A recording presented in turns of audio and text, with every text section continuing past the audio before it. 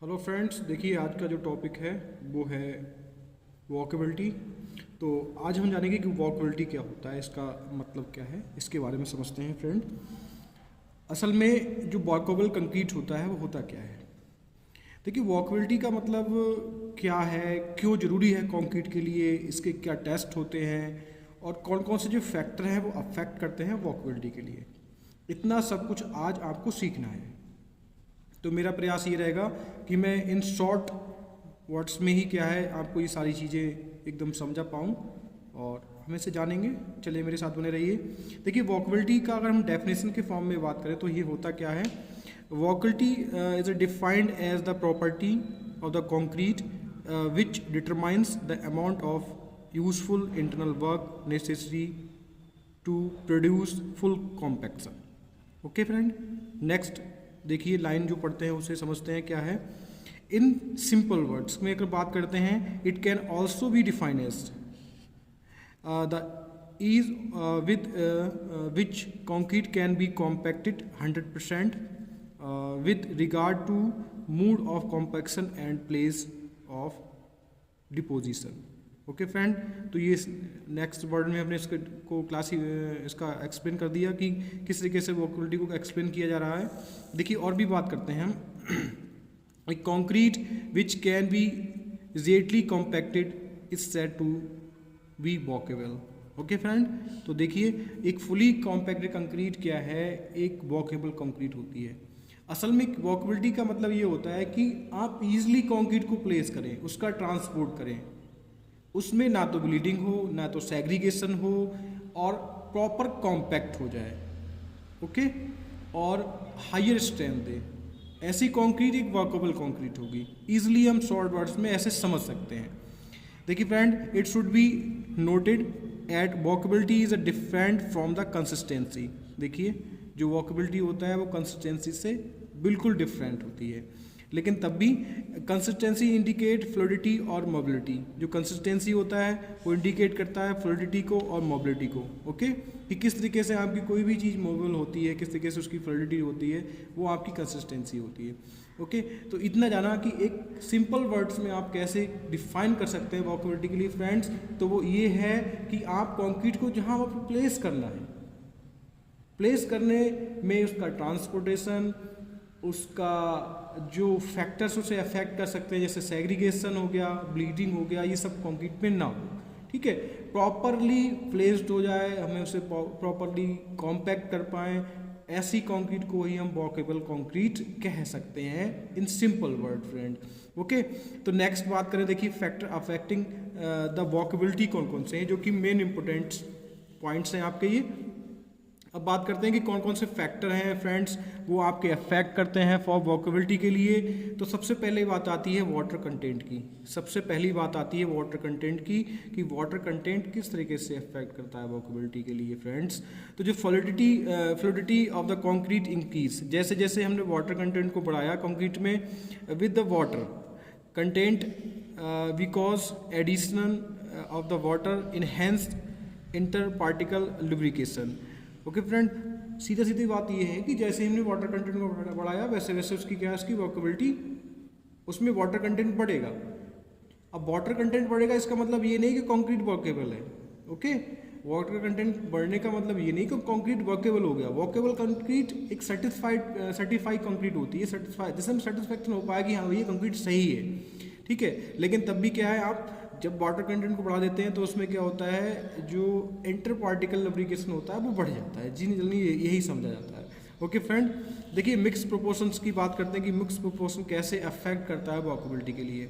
तो जो mix proportion होता है इसमें aggregate cement ratio influence the workability to a large extent. The higher the ratio leaner will be concrete. Okay friend, a lean concrete paste available for the lubrication per unit surface area of the aggregate will be less and hence the workability is reduced। Okay friend, देखिए जब भी आपने mix proportion में क्या कर दिया कि smaller size of aggregate दे दिया तो सरफेस एरिया बढ़ जा रहा है कंक्रीट के अंदर, टोटल सरफेस एरिया।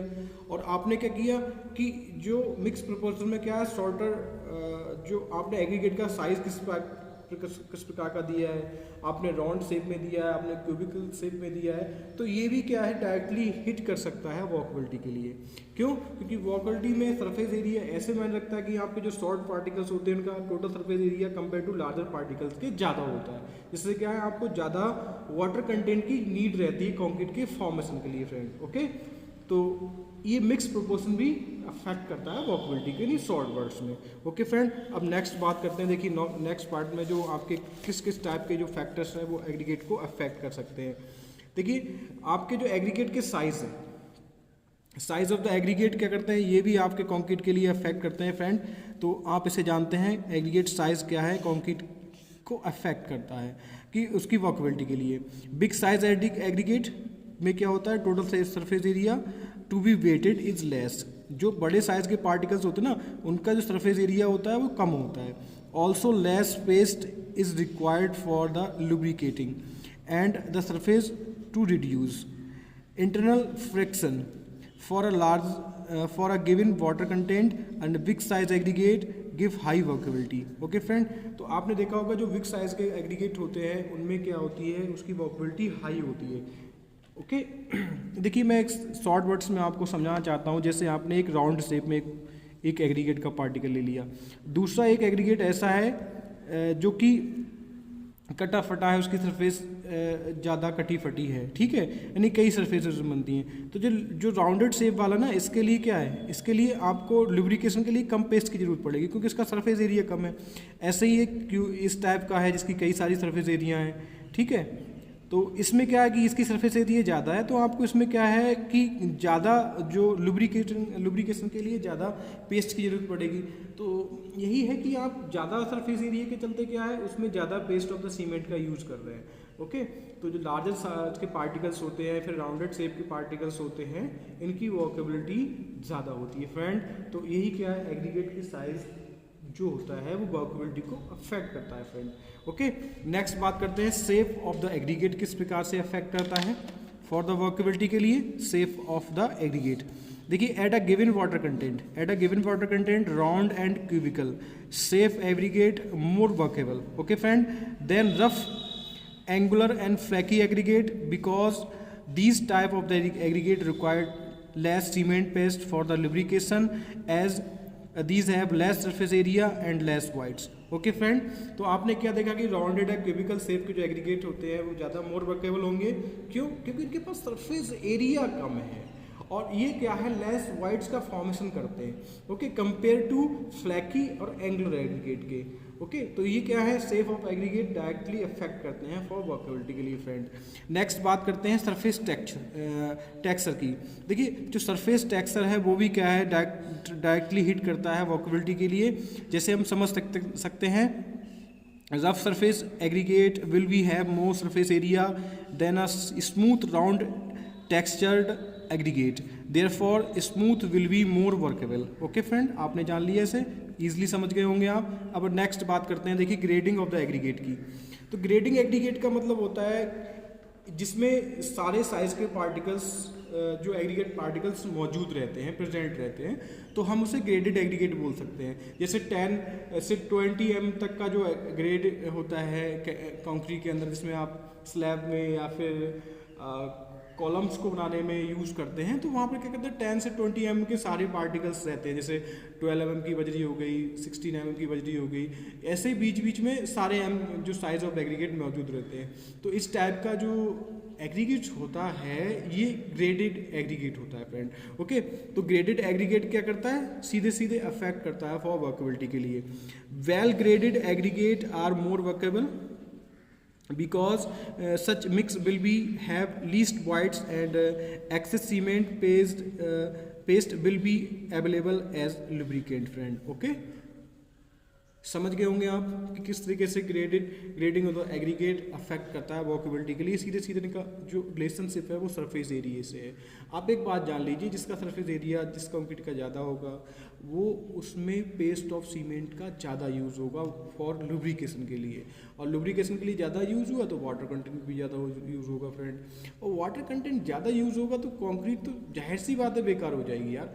तो बेकार होने का वही रीज़न है क्योंकि वो श्रिंक कर जाएगी। ठीक है, तो इतना हमें जान लिया कि वॉकेबल कंक्रीट के लिए आप इतने अमाउंट पर भी पानी मत दें, वाटर ना दें कि वो ज़्यादा ब्लीड कर जाए, मतलब फैलने लगे, मोबिलेट हो जाए, फ्लूडिटी आ जाए कंक्रीट के अंदर। ऐसा भी नहीं हो, वो वॉकेबल कंक्रीट नहीं है। ऐसा भी आप वाटर कंटेंट ना दें जिससे क्या है वो एकदम लीन कंक्रीट हो, बेकार, जो कि मूव भी ना कर पाए। ओके, तो ऐसा भी कंक्रीट नहीं होना चाहिए, एक वॉकेबल कंक्रीट होना चाहिए इसके अंदर लगेगा हाँ भाई कंक्रीट सही है, फुली कॉम्पैक्ट हो रही है, आराम से प्लेस्ड हो रही है, आराम से स्ट्रेंथ दे रही है, वही वॉकेबल कंक्रीट होती है। देखिए एडमिक्सेस कैसे कैसे अफेक्ट कर सकते हैं फ्रेंड, इनके बारे में जानते हैं।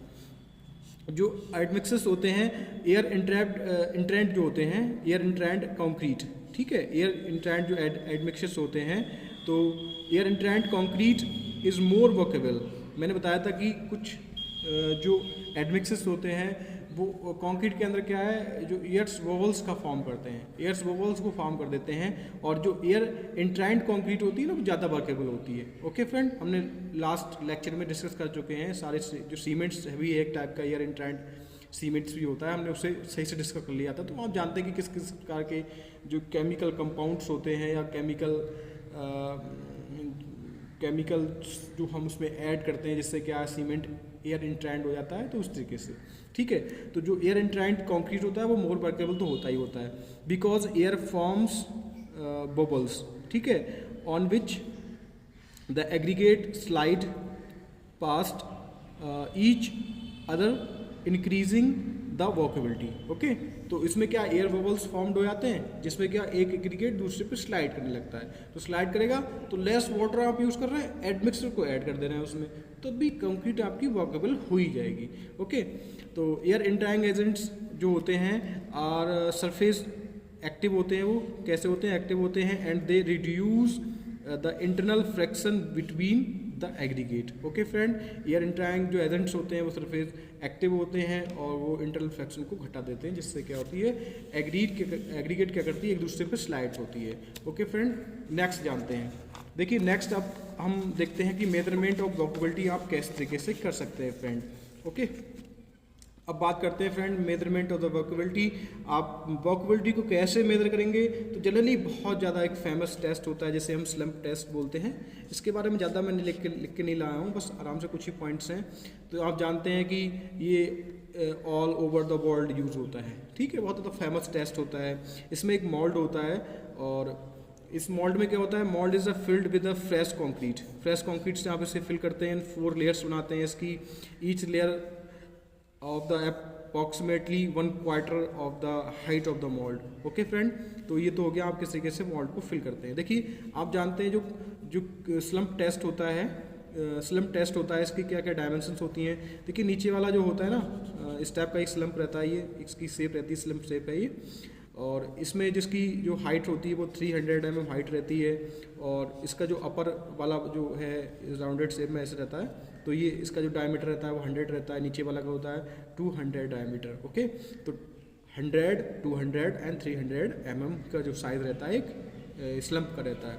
ओके, तो यहाँ भी आप देख लिया, यहाँ भी 100 mm का जो ऊपर वाला साइज़ है, यहाँ इसकी हाइट 300 mm है, इसकी 200 mm नीचे वाला जो रहता है डायमीटर वो रहता है। ये इसका ऊपर वाला डायमीटर हो गया, ये नीचे वाला डायमीटर, और इसकी हाइट क्या होती है 300 mm होती है फ्रेंड। ओके, तो देखिए आप इसमें टैंपिंग रॉड होती है, एक टैंपरिंग रॉड रहती है जिससे आप क्या ऐसे टैम्प्ट करते हैं, ठीक है।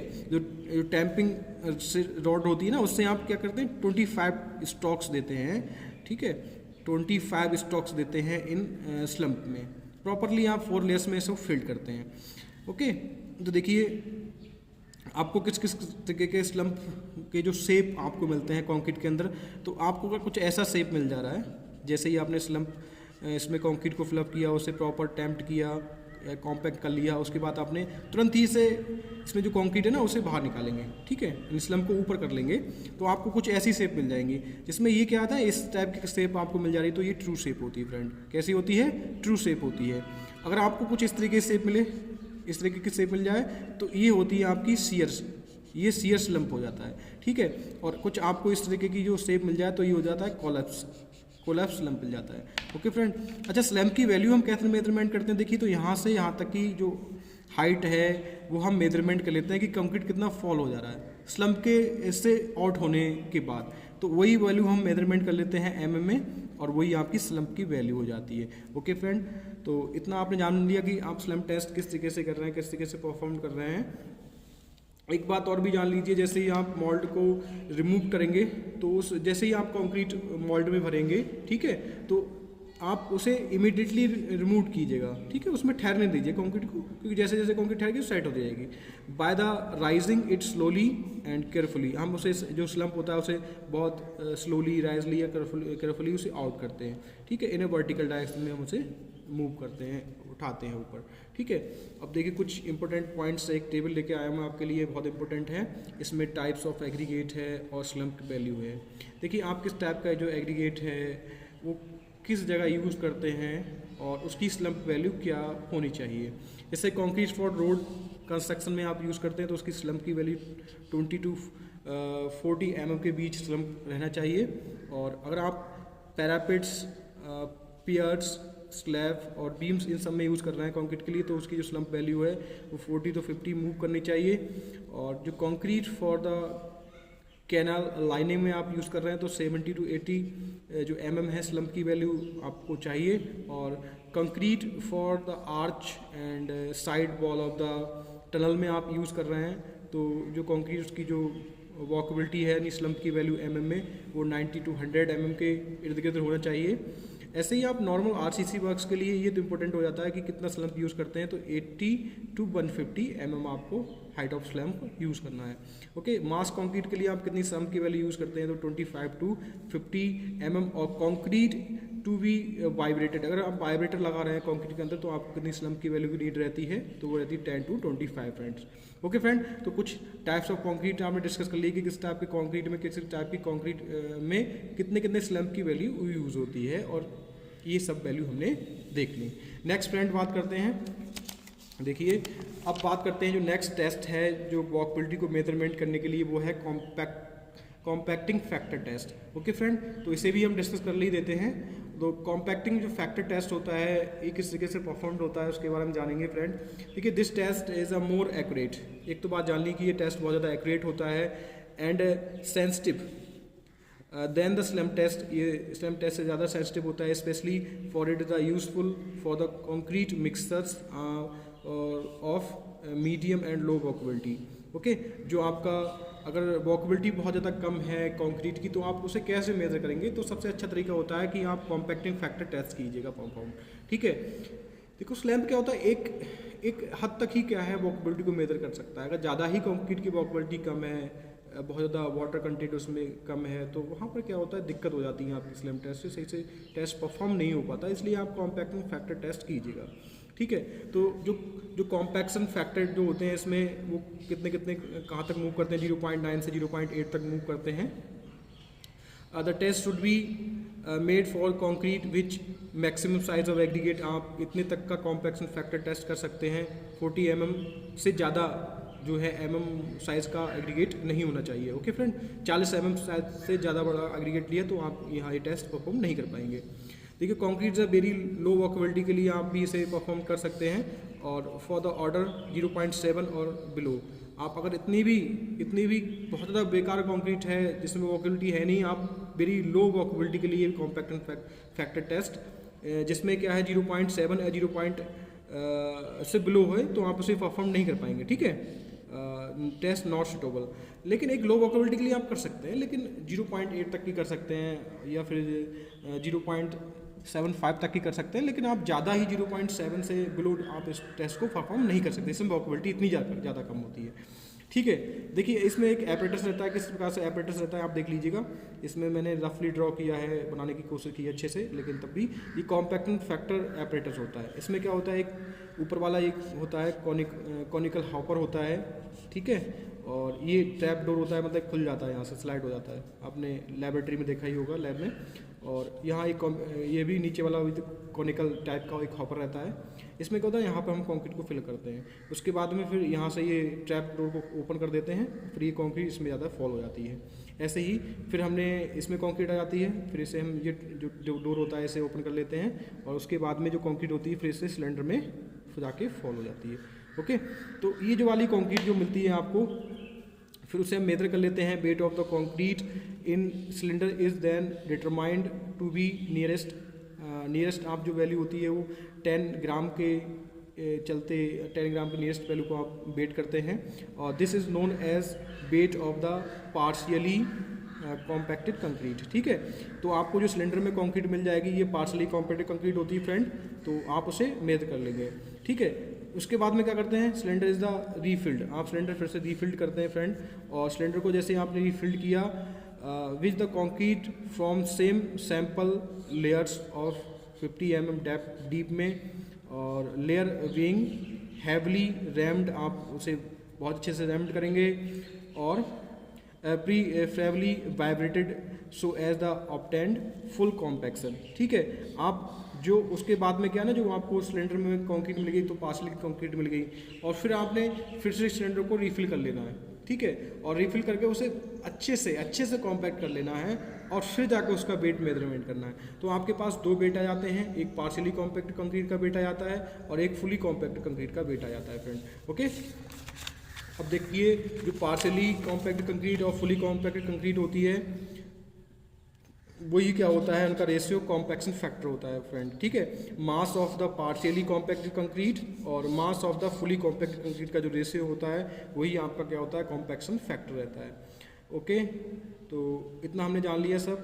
देखिए अगर नेक्स्ट बात करते हैं तो कॉम्पैक्टिंग जो फैक्टर होते हैं स्लम्प के चलते उनका हम एक तरीके से इनका क्या रोल क्या रिलेशनशिप है दोनों में, ये देखते हैं। देखिए कॉम्पैक्शन फैक्टर और स्लम्प, देखिए अगर आपका जो स्लम्प की वैल्यू होगा 25 mm है तो जो कॉम्पैक्शन फैक्टर होगा वो 0.8 के इर्द गिर्द रहेगा। ठीक है, इनमें एक रिलेशनशिप है। ऐसे ही आपकी जो वैल्यू है स्लम्प की वैल्यू, तो वहाँ पर कॉम्पैक्शन फैक्टर आपको मिल जाएगा 0.85 के इर्द गिर्द। ऐसे ही आपकी स्लम्प की वैल्यू अगर 75 है तो आपको कॉम्पैक्शन फैक्टर जो मिल जाता है 0.9 मिल जाता है। और ऐसे ही आपकी जो स्लम्प की वैल्यू कितनी है 100 है तो आपको कॉम्पैक्शन फैक्टर 0.92 मिल जाता है फ्रेंड। ऐसे ही आपकी स्लम्प की वैल्यू 150 है तो आपका जो कॉम्पैक्शन फैक्टर है वो आपको 0.95 मिल जाता है। देखिए अगर वैल्यू जो है कॉम्पैक्शन फैक्टर की 0.85 है तो इसे हम लो वर्केबिलिटी बोलते हैं। ठीक है, लो वर्केबिलिटी होगी आपकी। ऐसे ही अगर आपकी मीडियम वर्केबिलिटी कैसे होगी 0.92 कॉम्पैक्शन फैक्टर पे होगी। ऐसे ही हाई वर्केबिलिटी कैसे होगी 0.95 पे आपकी हाई वर्केबिलिटी हो जाती है फ्रेंड। ठीक है, इतना हमने सब कुछ जान लिया। जो नेक्स्ट बचा है एक टेस्ट और भी हम परफॉर्म करते हैं जैसे बीबी कंसिस्टोमीटर मेथड्स या टेस्ट बोलते हैं, इससे भी आप वर्केबिलिटी को क्या कहें चेक कर सकते हैं। देखिए कुछ इस तरीके का ये इसमें एपरेटस रखा है, तो ये बीबी एपरेटस होता है। ओके, इसमें क्या होता है एक फनल रहती है, इसमें आप कंक्रीट को फिल करते हैं और इसमें एक कोन भी रहता है जिसमें आपने कंक्रीट को फिल कर लिया है, और ये पॉट रहता है जो आप बाहर देख रहे हैं ये वाला, ये एक पॉट है। इनकी डायमेंशन देखी है, डायमेंशन असल में स्लम्प की जो डायमेंशन है वो इसकी डायमेंशन होती है, कोन की डायमेंशन। ये आर्म होल्डर होता है, ये बेस रहता है, ये ग्रेजुएटेड रॉड रहती है इसमें। तो इस टाइप का आपको जो कंसिस्टोमीटर होता है, बीबी कंसिस्टोमीटर होता है, ये एपरेटस रहता है, तो आप इसको जान सकते हैं। ठीक है, देखिए जो consistency of the concrete is expressed in the VB degree with equal to the recorded in time in second. देखिए हम क्या करते हैं ना, जो बीबी कंसिस्टोमीटर होता है इसमें जो भी वैल्यू काउंट की जाती है या फिर वर्केबिलिटी को मेजरमेंट करते हैं वो सेकंड्स में की जाती है, टाइम में की जाती है। ये बहुत इंपॉर्टेंट बात है। ठीक है, तो जनरली क्या होता है इसमें हम कंक्रीट को वाइब्रेशन करते हैं, कंक्रीट को वाइब्रेट करते हैं, और वाइब्रेट करने के दौरान क्या है देखते हैं ना कंक्रीट कितनी जल्दी फ्लैट हो जाती है इस कोन के अंदर, जैसे यहाँ जाके कितनी जल्दी फ्लैट हो जा रही है, तो वो टाइम को हम मेजरमेंट कर लेते हैं। ठीक है, तो जितनी देर में कंक्रीट सही से सेट हो जा रही है कोन के अंदर या फिर पॉट के अंदर, तो उस टाइम को हम ले लेते हैं और फिर इजीली उस टाइम को ही नोट कर लेते हैं, तो वही आपकी वर्केबिलिटी हो जाती है। ठीक है, तो इसमें क्या होता है, vibration is the continued until the whole concrete surface uniformly adhere to the glass discs and the time taken for this to be attained is noted. Okay friend, तो जनरली ये टेस्ट होता है बीबी टेस्ट, कंसिस्टोमीटर, और इस test में चाहे वॉकेबिलिटी लो हो concrete की या फिर हाई हो, तो हम टाइम्स के चलते क्या है किसी भी टाइप की जो कंक्रीट होती है उसकी वॉकेबिलिटी को मेजरमेंट कर सकते हैं फ्रेंड। मुझे बताइए आपको कैसा लगा। ये टॉपिक फिनिश हो गया आज, इसमें हमने वॉकेबिलिटी और कंक्रीट को सही से स्टडी किया है friend. Okay, thank you friend.